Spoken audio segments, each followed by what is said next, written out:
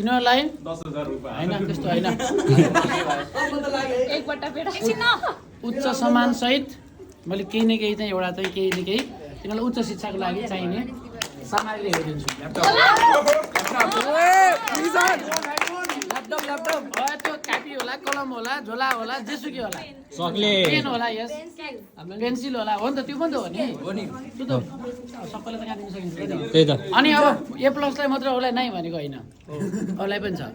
सबैजना 100% पास भयो तिमीहरू त्यो पिकनिकमा फेरि मैले कन्ट्रिब्युट गर्छु ल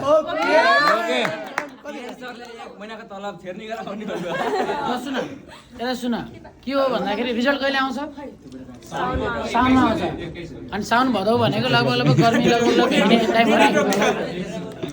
त्यो बेलामा यहाँ तिमीले सुनिरहेको छौ नि यस सुन तिमीले के सुन भने यही सुन के भन्दैछु मैले जे भन्छु त्यही सुन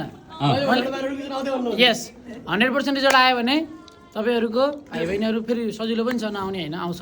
100% रिजल्ट आयो भने एउटा पिकनिक फेरि आयोजना गर्ने ग्रुप